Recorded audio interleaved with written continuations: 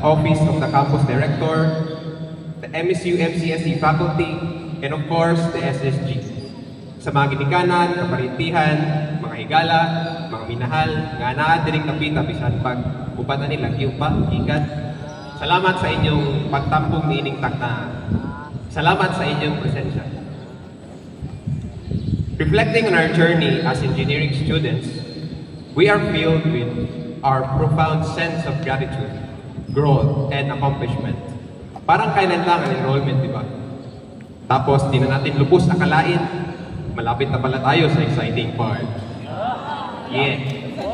Some of us were uncertain why we chose engineering degrees during the enrollment, doubting whether we are called to become engineering students or not. Siguro ang ubansado nag-engineering kay childhood dream, nag-engineering kay naang barkada, nag-engineering kay may gusto ni mama at papa, or nag-engineering kay panahon sa enrollment, maba man ang linya. Uguban pa mga nakaiyang rason, but here we are today, finally recognized as MSU MCSE students who are eligible for the upcoming OJT in various offices and companies that we have chosen. The path that we have walked during these transformative years has been very demanding, yet immensely rewarding. Each obstacle and each triumph has shaped us into individuals that we are today. Kung before, fresh pa kayo ka nun, okay na. Throughout our time in college, we have encountered countless challenges that tested our resolve, pushed our limits, and forced us to grow in ways we never thought possible. From late nights spent poring over complex equations to group projects that demanded collaborations and communication. Every hurdle was an opportunity to learn, to develop, and to evolve. In face of setbacks and failures, we have learned the true meaning of resilience and determination. Siguro ang uban sa engineering nato is they have faced mga setbacks na they are not expecting, especially those who are naanad, na honor student permi, 1990 ang grade, but then pag-abot din, they are tested by those, wow. Especially sa first year, second year, but then, na-realize na ba, itawato na tayo. That is what you call that? Acceptance and maturity. Yeah.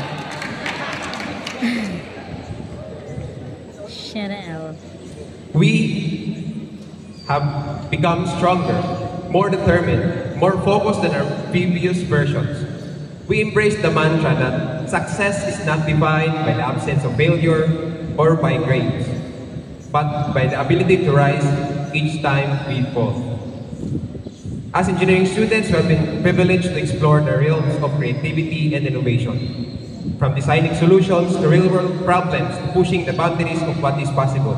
Diba magama matag formula usahay, pero hindi na siya mao. We have discovered the power of imagination and ingenuity in shaping a better future for all.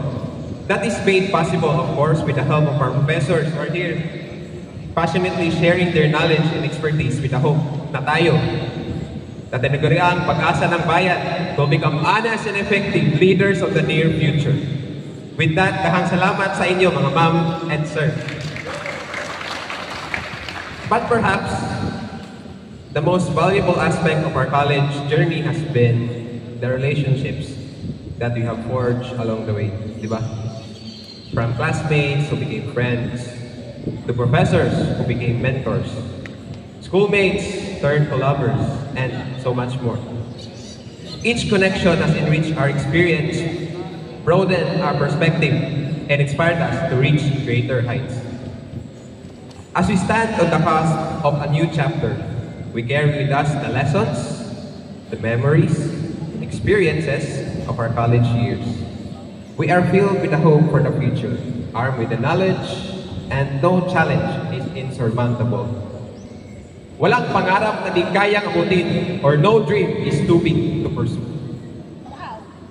In closing, I urge each of you to embrace your journey, wherever it may lead.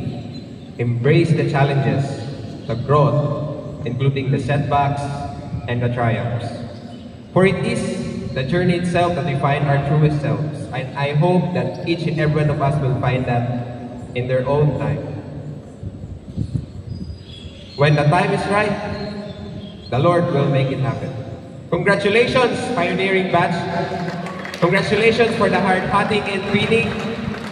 Thank you, and may God bless us all.